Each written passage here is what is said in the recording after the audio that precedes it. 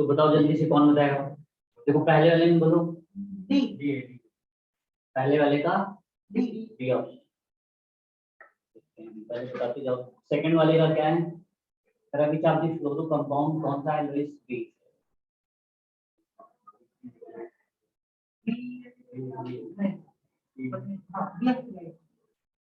मतलब ये ऑप्शन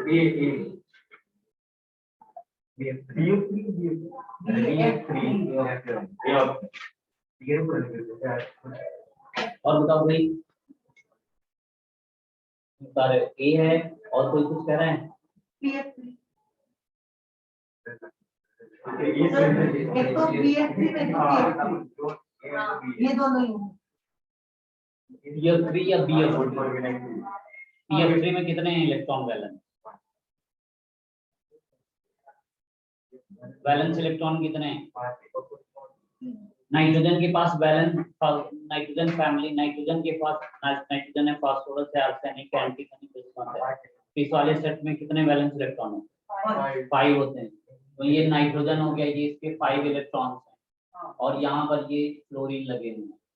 तो जैसा नाइट्रोजन का है वैसे ही फास्फोरस का होगा, तो फास्फोरस में भी 5 इलेक्ट्रॉन का सेट होगा। यहाँ पर ये फ्लोरीन लगे हुए हैं, फ्लोरीन लगे हुए हैं। तो देखो इसके पास क्या है, 8 इलेक्ट्रॉन का सेट है। और यहाँ पर देखो BF3 में क्या है, ये बोरान है, एल्यूमिनियम है, गैलियम, इंडियम, थैलियम। ये यहाँ कहाँ पढ़ा होगा, जब केमिकल बॉन्डिंग 11th में पढ़ाई गई। तो boron, aluminium, gallium, indium, thallium, इसके बाहर वैलेंस इलेक्ट्रॉन कितना है, तो यहाँ पर ये 3 का सेट हो। अब कह रहा है इसमें लगा हुआ है BS3, इसके पास क्या हो रहा है, कितने इलेक्ट्रॉन हो रहे हैं, इसके पास 6 इलेक्ट्रॉन हो रहे हैं। और जब 6 इलेक्ट्रॉन हो रहे हैं तो इसका मतलब क्या है, इसको ऑक्टेट कंप्लीट करने के लिए 2 चाहिए। तो अब इसमें हमने पूछा था, कह रहा था कौन सा बेस काम करेगा। बेस कौन होते थे, जो लोन पेयर देते थे कि लेते थे। देखो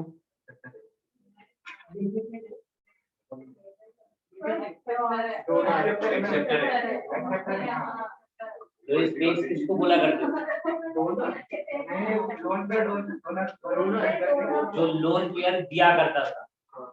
तो जब BF3 के पास इतनी कमी पड़ी हुई है तो वो कहाँ से दे पाएगा, तो देखो BF3 है, BF3 के पास 6 है, ये देगा नहीं, ये लेगा। तो ये क्या बन जाएगा, ये एसिड है।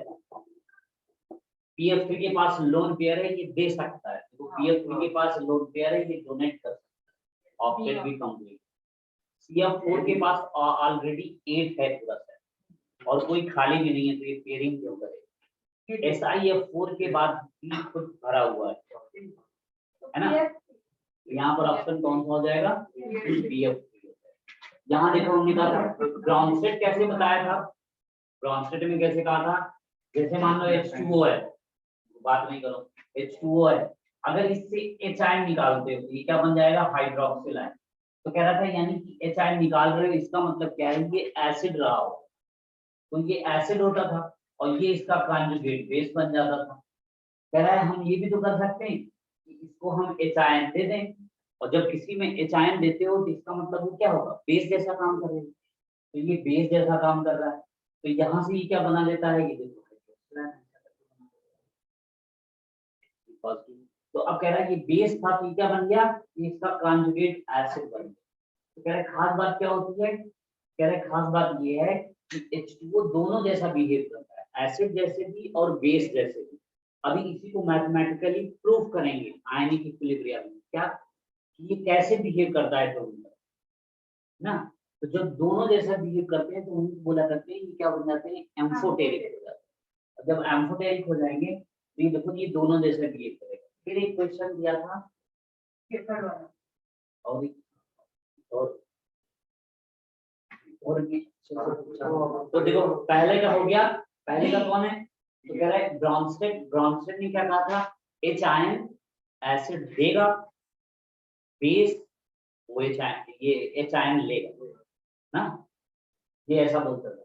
ये कह रहा था कि ये क्या है, ये एसिड है, इनके कंजुगेट बेस बनाओ। तो कॉन्जुगेट बेस बनाना होगा तो क्या करो, एसिड है तो एच निकाल दो, इसका एच निकालोगे तो ये बनेगा, इसका एच निकालोगे तो ये बनेगा। तो अब इसमें देखना था तो सेट कौन सा है, हो गया। अब कह रहा था विच आर द फॉलोइंग, क्या है विच एसिड कौन, विच एसिड क्या होता था, विच का कॉन्सेप्ट ये होता था वो लोन पेयर बेस्ड था, और लोन पेयर कह रहा था जो लेता है वो एसिड होता है।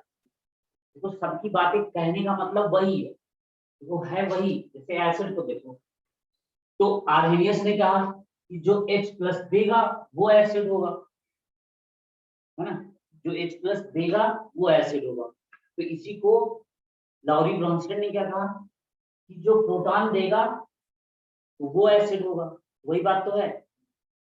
फिर उसने क्या कहा, वेस्ट ने क्या कहा, ये क्या ले सकता है, एक लोन पेयर ले सकता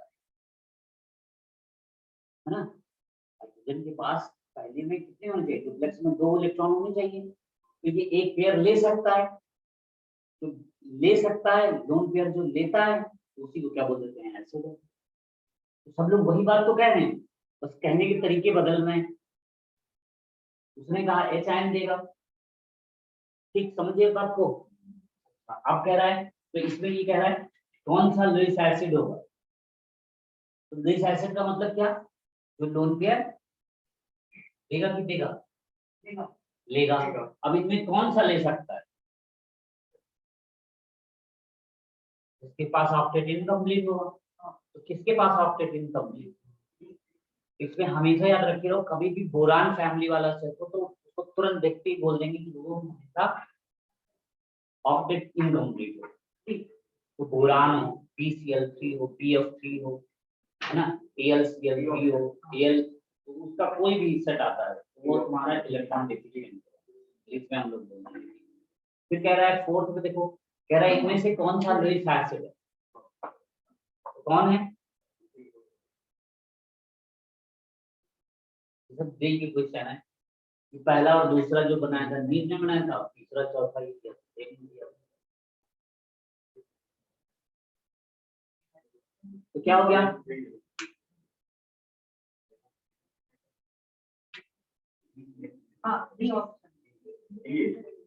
क्योंकि बोरान का सेट हमने पहले ही कहा, बोरान कहीं भी दिख जाए वो हमेशा क्या होगा, वो लोन पेयर लिया करेगा, क्यों, क्योंकि उसके पास ऑक्टेट इनकम्प्लीट था।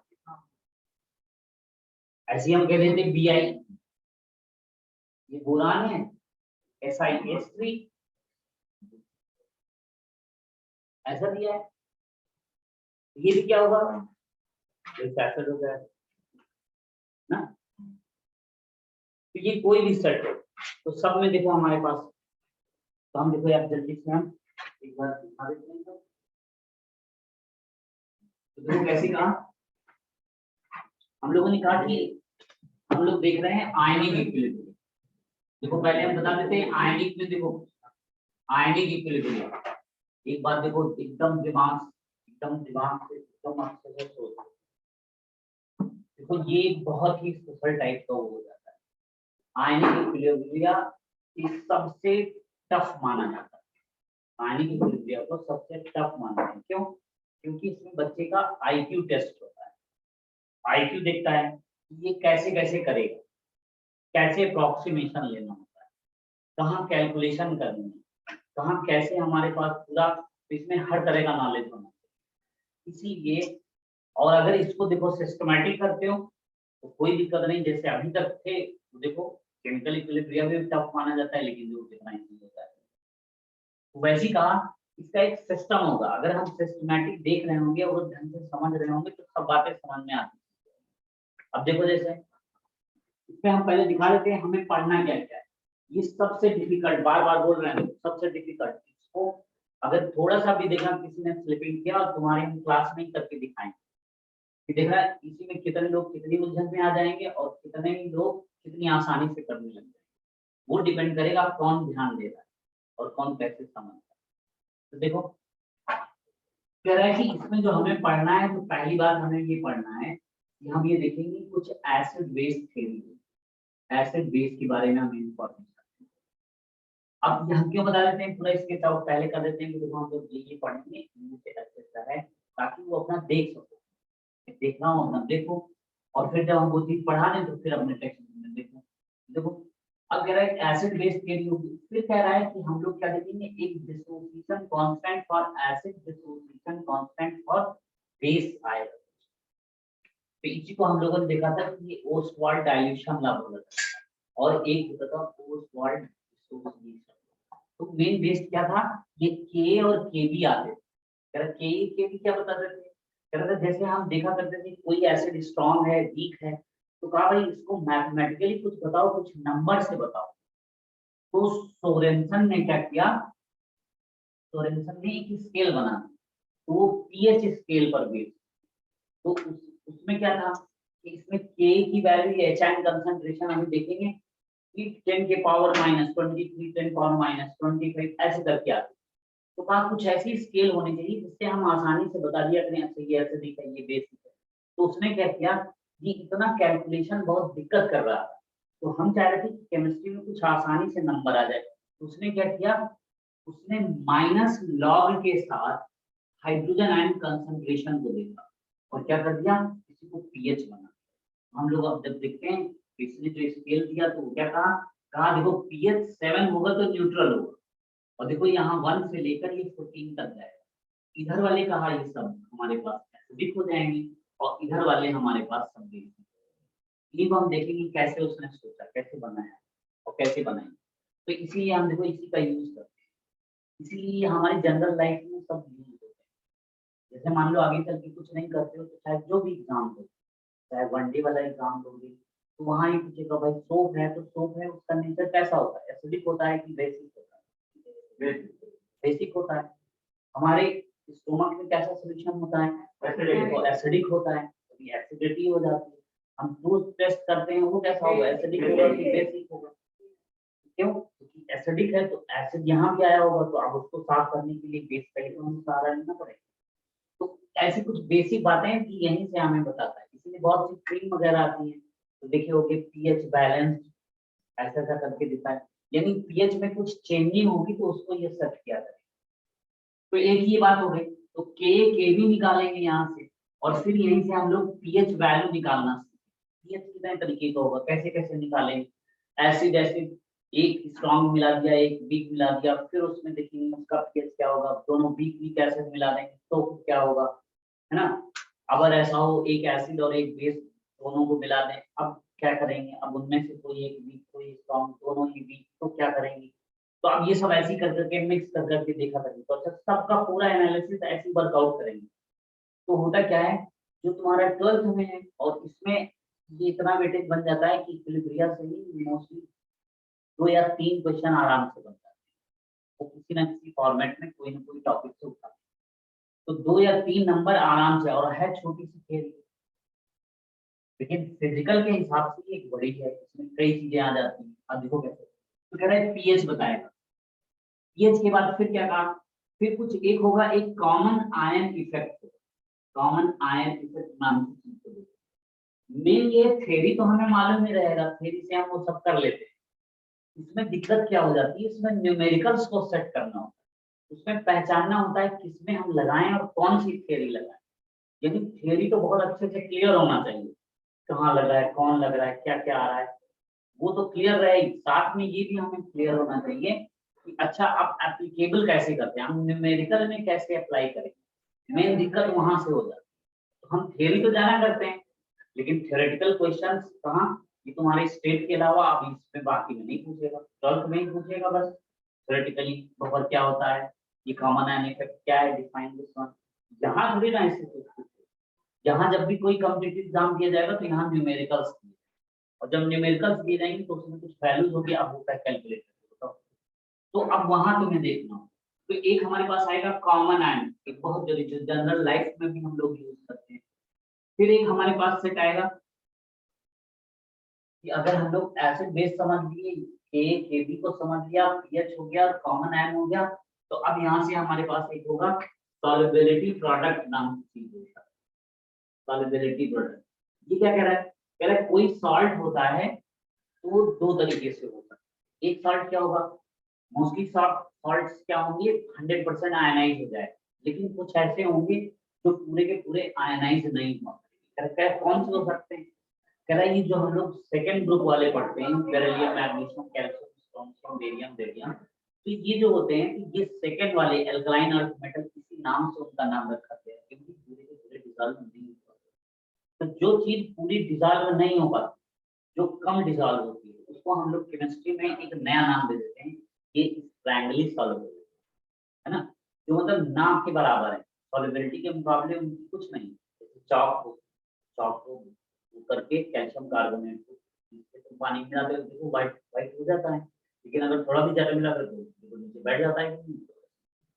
तो वो ये कहा ये जैसे है, तो यहाँ पर क्या है, सॉल्युबिलिटी केवल दो यही वाले ग्रुप की गड़बड़ करें, बेरिलियम है, मैग्नीशियम है, कैल्शियम है ना, और यही लोग रिस्पॉन्सिबल होते थे hard water, hard and soft water नाम, तो उसमें भी यही लोग रिस्पॉन्सिबल। तो जो नाम रखे गए हैं उनको लॉजिकली रखा गया। तो अगर हम कहीं लॉजिक सेट कर लिए, अच्छा ये है तो क्यों हो रहा है, कैसे हो रहा है। अब जैसे मान लो देखो alkali metal, sodium and potassium, rubidium, अब इनको मिलाए, मिल गए, मिलाने के बाद हमने जमीन में गिरा दिया तो क्या होगा, अब जब डिसॉल्व हो जाते हैं तो ये तो पानी में मिल चुके हैं, पानी में चले नदी नाले वगैरह। तो अब क्या है, वाटर में ये हमेशा मिला रहेगा ना, सोडियम पोटेशियम की एल्कली मेटल्स वाले हमेशा दूर मिले। लेकिन आप एल्कलाइन अर्थ मेटल, तो हमने कहा कि ये देखो सॉल्युबल नहीं होता है, तो लेस सॉल्युबल होगा, बहुत कम सॉल्युबल होगा। तो जब इसको तुमने गिरा दिया, क्या ये तो जमीन में ही पड़ा रहेगा, पानी निकल जाएगा। ये कहाँ पाया जाता है, अर्थ क्रस्ट में पाया जाता है, इसीलिए हम लोग नाम कह देते हैं alkaline earth metal. Earth metal का मतलब अर्थ में पाया जाता है। तो हर एक का लॉजिक है, इसीलिए पानी में जब ये लोग अगर मिले हुए हो जाते हैं, वही हार्ड एंड सॉफ्ट वाटर की रिस्पॉन्सिबिलिटी। अब हार्ड वाटर दो तरीके का हुआ करता था, एक क्या होता था, टेम्पररी, एक टेम्परेरी हार्डनेस और एक परमानेंट हार्ड। टेम्परेरी होती थी जिसमें हम लोग कुछ हीट करके तुरंत अपना सॉल्व कर सकते, लेकिन कुछ ऐसे होंगे जो अब कुछ केमिकल रिएक्शन बगैर नहीं हो उनके लिए हम लोग उस तरीके करते हैं। तो अब ये कहा, तो कह रहे सॉल्युबिलिटी, जो लेस सॉल्युबल होंगे तो उनको इस नाम से पढ़ेंगे, तो उनको पढ़ेंगे सॉल्युबिलिटी प्रोडक्ट के नाम। तो कहा वही यही के फिर यहाँ बन जाएगा KSP के नाम, और फिर यही एक और बीच में चीज आएगी क्या, ionic product of water. Water के बारे में कुछ इंफॉर्मेशन लेंगे, तो यहीं से हमारे पास काफी कुछ ये होता है, तो इसके बारे में देखेंगे। फिर कह रहा है एक होते हैं जो सॉल्युबिलिटी को अच्छे से देते हैं, है ना, जैसे सॉल्ट की हाइड्रोलिसिस नाम से।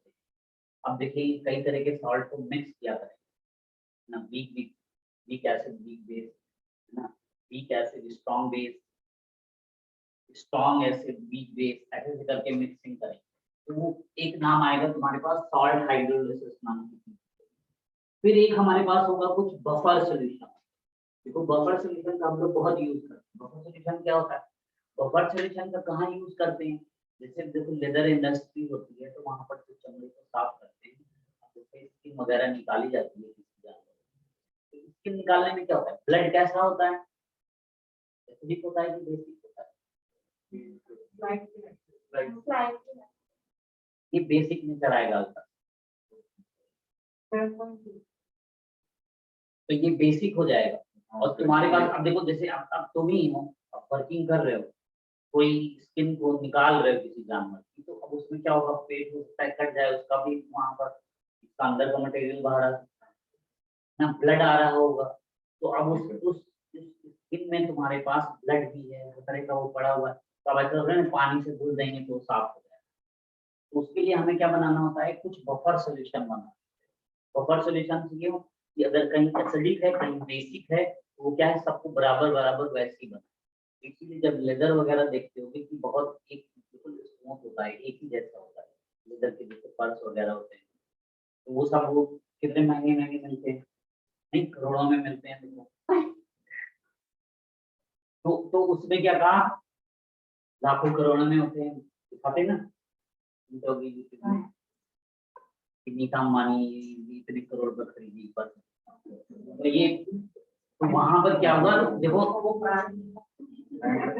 तो वहां पर क्या होता है कि वो जो लेदर हम साफ करते हैं तो उसकी जो जो वॉश करना होगा तो उसके लिए हमें बफर सोल्यूशन का ही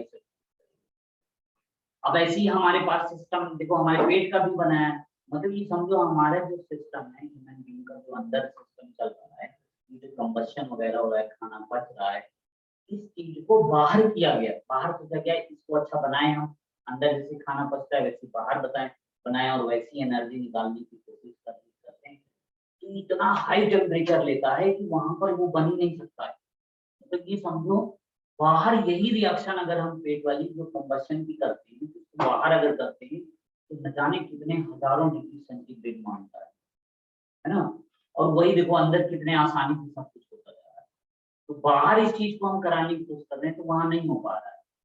तो यानी इसका मतलब क्या हुआ, आप देखो जैसे हम खाते ही हैं तो कभी एसिडिक खा रहे हैं, कभी बेसिक खा रहे हैं, कभी खूब बिटर खा रहे हैं, कभी सॉर खा रहे हैं, खाते जा रहे हैं है ना। तो कोई भी खा रहे हैं तो कभी एसिडिक वाला हो रहा है, कभी बेसिक वाला मिर्च को खा रहे हैं।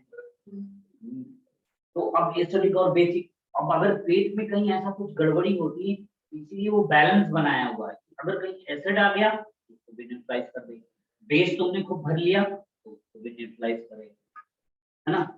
ये ना हो कि तुम्हारी मशीनरी खराब हो जाए। मतलब पेट में भी बहुत होता है तो यही पूरा बफर हर चीज का वहीं से बना हुआ है, वो सिस्टम वैसे ही बनाया है तो कह रहा है वैसे ही हम कैसे करें। तो इतनी कहानी हमें पढ़नी है, इन सबके सब बराबर लाइफ में यूज होते हैं। बात नहीं देखो एक दूसरे को कमेंट नहीं देते है ना, चुपचाप बैठ के हमें समझ में आ रहा है तो ठीक है, नहीं समझ में आ रहा है तो बोलेंगे नहीं, अपना अपना खुद से बड़बड़ाना है बड़बड़ाते रहो, लेकिन किसी दूसरे को मत दूसरे को डिस्टर्ब करोगे तुम्हारी वजह से कोई दूसरा डिस्टर्ब होगा तो हम तुम्हें ठीक है। ये कोशिश नहीं होनी चाहिए, तुम्हें नहीं पढ़ना है ना पढ़ो, इसका मैटर हमें नहीं है, लेकिन तुम्हारी वजह से किसी दूसरे का नुकसान नहीं है। अब देखो तो ये इसमें हम लोग चलना है, तो अगर जल्दी से हम पूरा कर देते हैं। देखो हमने क्या किया था, हमने एसिड बेस थ्योरी बताई। एसिड बेस थ्योरी में क्या था, और जिनका जो छूटा हुआ क्रम हमने नोट कर लिया था, और नोट करने के बाद जो उसमें तो एसिड बेस में हमने क्या कहा था, कह रहा था एसिड बेस में ये बताया कि भाई जैसे एसिड है तो HCl है, HBr है, HI है, ऐसे करके जो H आयन दिया करेंगे और OH आयन देंगे। ये साधारण सी बात थी, किसने बताई थी, आर्हेनियस ने। आर्हेनियस ने ये कहा कि जो H आयन देंगे वो एसिड होंगे और जो OH देंगे वो बेस हुआ करेंगे। लेकिन ये कह रहा है कब, जब हम एक्वस सॉल्यूशन में उसको डिसॉल्व किया।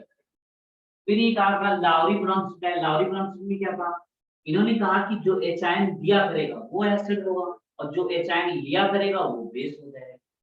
तो कहा इन्होंने नाम बस दे दिया कि प्रोटॉन होगा, पर प्रोटॉन नहीं रहा करेगा, ये प्रोटॉन नहीं बोला जाएगा, इसको हम लोग क्या बोलेंगे, कह रहे इसको हम प्रोटॉन बोल ही नहीं सकते क्योंकि प्रोटॉन न्यूक्लियस के अंदर होगा तो लॉजिकली ही इनकरेक्ट हो जाएगा। अगर अच्छा बताओ भाई कैसे इसको सही किया जाए, तो इसने कहा कि देखो ऐसा करते हैं कि अब लोन पेयर से बात करते हैं, इलेक्ट्रॉन ही लिया दिया जा सकता है, वही न्यूक्लियस के बाहर होता है।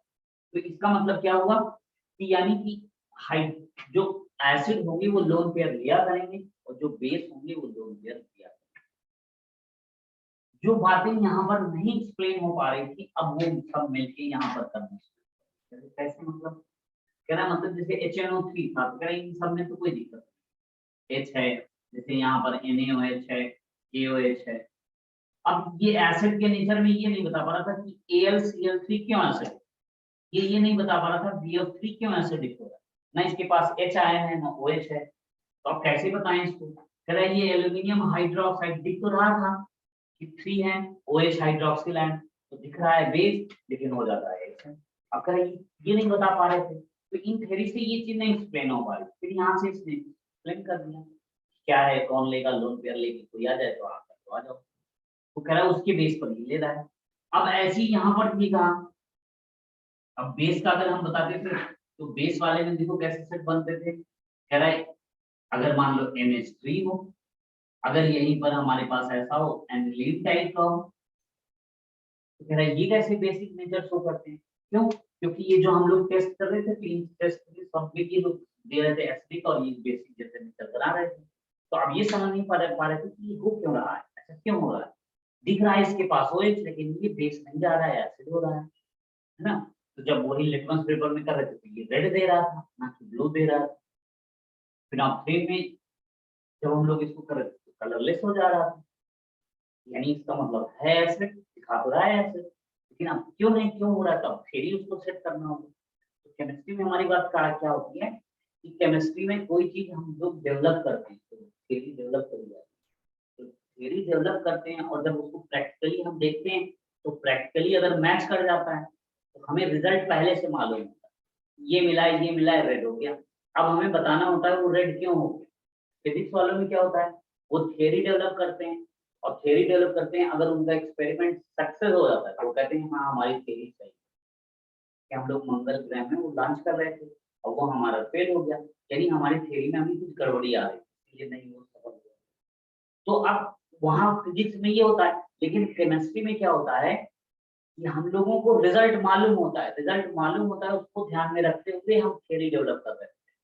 और वो लोग क्या करते हैं, थियरी डेवलप करते हैं और फिर एक्सपेरिमेंट करते हैं, तब रिजल्ट आता है तो उनका पता चलता है। उनको पहले से रिजल्ट नहीं पता है, हमें पहले से रिजल्ट पता है। तो हम लोग ऐसी थियरी करते हैं उसके नियरेस्ट होना। अब इसीलिए एक ने बताया तो कहा ऐसा है तो वो पूरी नहीं बता पा, दूसरे ने कहा ये ऐसे है उसकी देखते हैं, फिर तीसरे ने कहा ऐसा है। तो अब ऐसे इसलिए हम लोगों को क्या है, सबको पढ़ना पड़ता है, उसने कैसे बताया था, फिर उसने कैसे बताया, फिर उसने कैसे, तो इसीलिए जिनकी फेल भी हो जाती है उनको भी हमें पढ़ना। बात समझ में आई? तो ये रीजन होता है ताकि हमारा दिमाग भी वैसे चलना काम करे। तो कहा NH3 नहीं बता पा रहा, ये कैसा है ना, इसके पास OH है, तो अब कहा इसको इलेक्ट्रॉन के बेस पर है, यहाँ पर क्या लोन पेयर है, ये दे देगा, नाइट्रोजन के पास लोन पेयर है। अब इसी चीज को तुम लोग वहां चलते हो कहाँ, जब हम लोग ऑर्गेनिक में आते हैं, तो ऑर्गेनिक में क्या है, H2O क्या है, H2O लोन पेयर दे सकता है, तो ये बेस जैसा काम कर सकता है। एक H निकाल दो, तो एक H निकाल दोगे तो क्या हो जाएगा, ROH है, ये अल्कोहल जैसे भी काम कर सकता है। कह रहा है ROR ऐसा मिल जाता था, तो ये देखो ईथर भी जैसा काम कर सकता है ना। इसी को फिर हम लोग न्यूक्लियोफाइल के नाम से जानते थे, ये लोग न्यूक्लियोफाइल जैसे भी वर्क कर सकते हैं, वो सब ऐसे रिलेटेड होते थे। तो इतनी बात समझ में आई। फिर डिफरेंस वहां बताया जाता है कि बेस में और न्यूक्लियोफाइल में क्या डिफरेंस, तो बता सकता है न्यूक्लियोफाइल बोलते हैं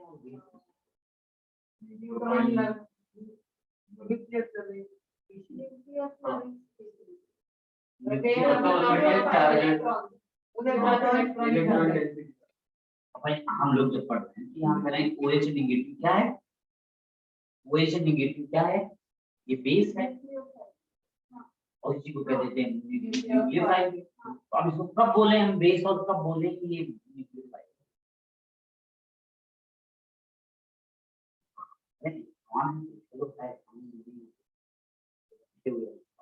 लेकिन ये इसको हम कब बोले बेस और कब बोले न्यूक्लियोफाइल। सर जब वो इलेक्ट्रॉन देगा तो उसका बेस बोलेंगे, जब उसके पास नेगेटिव चार्ज होगा तो मतलब वही आदमी होगा, उसी को कभी तुम राम बोलो कभी श्याम बोलो, एक ही टाइम पे उसको न्यूक्लियर बेस भी बोल, लेकिन कब बोले बेस और कब है ये, जब वो लोन पे देगा तब उसको बेस बोलेंगे और जब लोन पेयर लेगा तो उसको नहीं न्यूक्लियोफाइल बोलेंगे। सर एक ही टाइम में बोल सकते हैं न्यूक्लियोफाइल और बेस दोनों भी है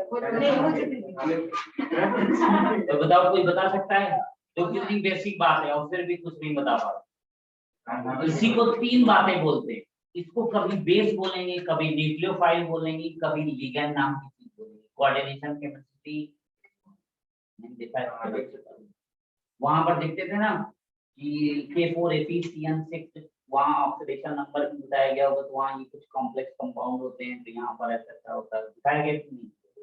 हाँ K4Fe(CN6) में Fe की ऑक्सीडेशन स्टेट निकालो, ऐसा तो वही कोऑर्डिनेशन कंपाउंड, तो कोऑर्डिनेशन कंपाउंड में यही चीज लिगैंड के नाम से जानी जाती है। तो कह रहा है ये क्या मतलब, देखो ये समझ, ये सब बेसिक बातें हैं जो हर हाल में पता होनी चाहिए, और जो नहीं जान पाते तो क्या होता है, सबका बेसिक डिफरेंस होता है। कह रहा है यही OH नेगेटिव, यही हाइड्रोक्सिल आयन, अगर ये किस पर अटैक करता है, H+ पर करता है, ये देखो बात नहीं करो, एसिड पर करता है तो इसी को क्या बोला करते हैं, जब एसिड पर देखो H आयन पर करेगा तो यही क्या बन जाता है, ये बेस बनता है। और यही जब कोई इनऑर्गेनिक मीन्स नॉन मेटल पर करता है, जैसे कार्बन हो, नाइट्रोजन हो, एसिड हो, तो यही तुम्हारा क्या बन जाता है, न्यूक्लियोफाइल। और यही को जब हम कोई मेटल में करते हैं, मेटल में इसका अटैक होता है, इसी को हम लोग क्या बोला करते हैं, ये नोट करके कहीं भी लिख दो इसको।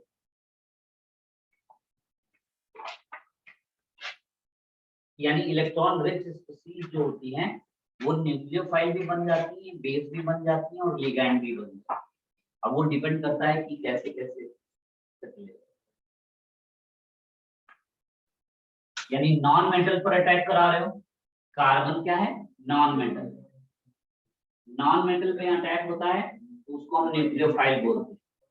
कहीं H आयन पर अटैक हो रहा हो, कोई एसिडिक टाइप की चीज हो उस पर अटैक कर रहा हो OH, वही बेस बन जाता है। और कोई मेटल पर अटैक कराता है तो फिर वो लिगैंड नाम से आता है। तो ये हमारी थी यहाँ पर, ये एसिड बेस थी। अभी यही नहीं रुकी, आगे चल के जब और थोड़ी हायर एनालिसिस करोगे तो soft acid and hard acid base ऐसे ये मिला। तो अभी तक हम लोगों को बस इतना ही पढ़ा। फिर हम लोगों ने अगला देखो सेट देखा,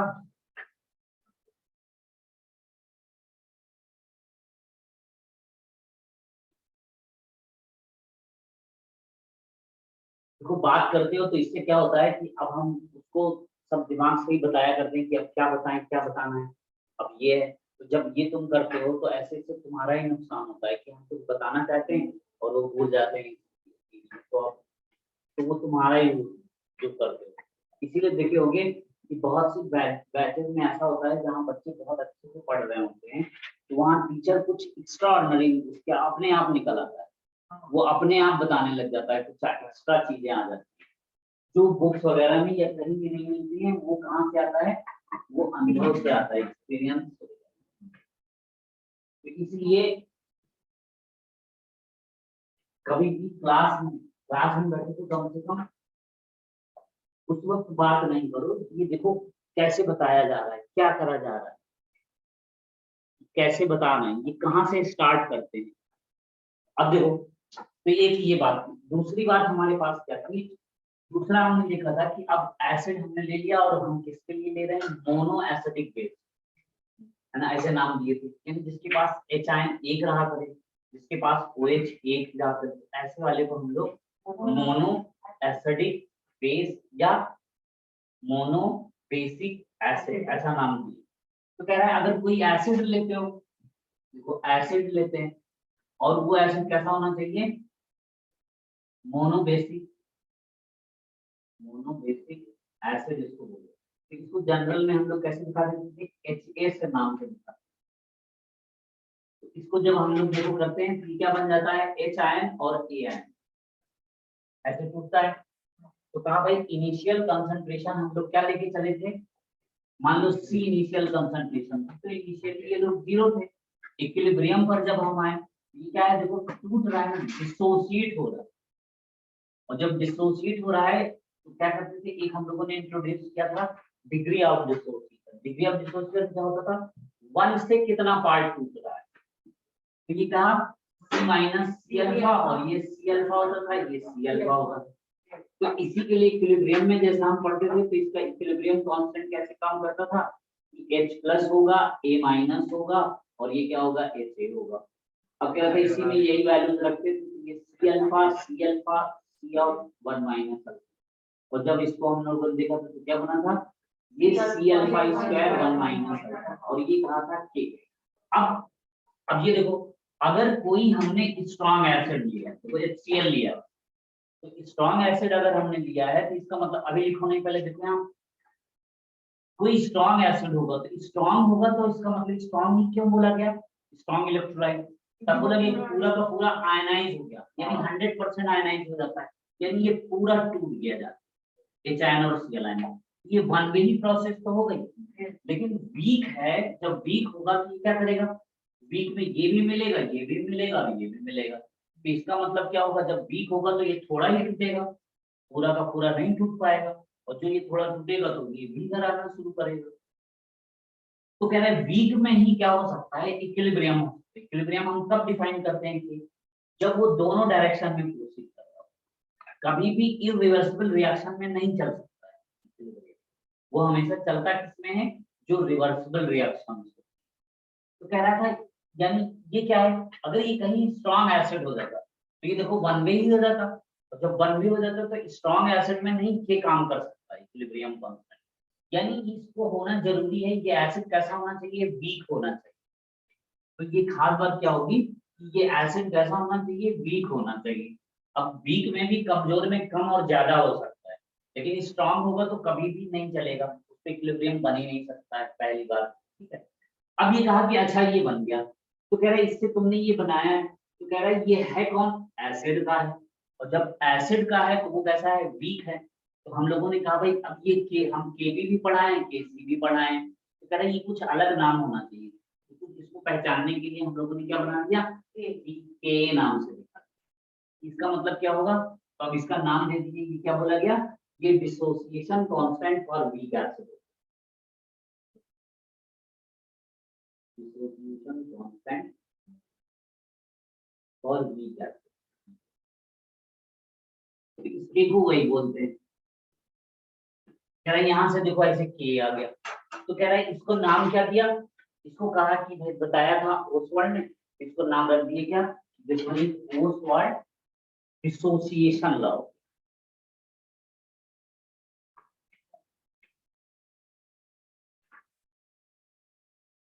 क्या हो गया, डिसोसिएशन लॉ।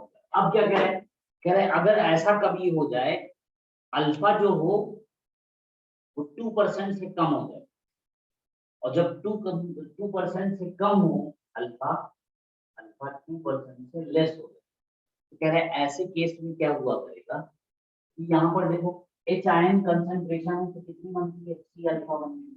और जब ऐसा हो जाया करेगा तो इसका मतलब ये रहा करेगा कि अल्फा की वैल्यू कितनी होगी, 0.02 है कि नहीं, यानी 1 रुपए में 2 पैसे, ऐसे टाइप का हुआ करेगा। तो कह रहा है कि ये जब इतना हो गया तो जब भी हम इस पर अप्लाई करेंगे ये क्या हो जाएगा, ये 1 माइनस अल्फा को हम लोग 1 बना देंगे, यानी ये नीचे वाले पार्ट को हम अल्फा हटा दिया करेंगे। क्यों कह रहा है, इसलिए क्योंकि 1 के रिस्पेक्ट में अल्फा बहुत छोटा है, 0.02 है 1 के रिस्पेक्ट, तो इसलिए इसको हमने हटा दिया। अब जब हटा दिया तो कह रहा क्या बना, तो कह रहा है अब हमारे पास जो बन गया तो k is equal to c alpha square. अब जब k is equal to c alpha square बन गया तो कह रहा है अच्छा अल्फा की वैल्यू कितनी आ गई, और देखो इसको नाम बोल दिया, ये क्या हो गया, अब कह दिया ये तुम्हारा क्या है, ये डाइल्यूशन है, ये डाइल्यूशन ला बोल रहा है, डाइल्यूट कर दिया।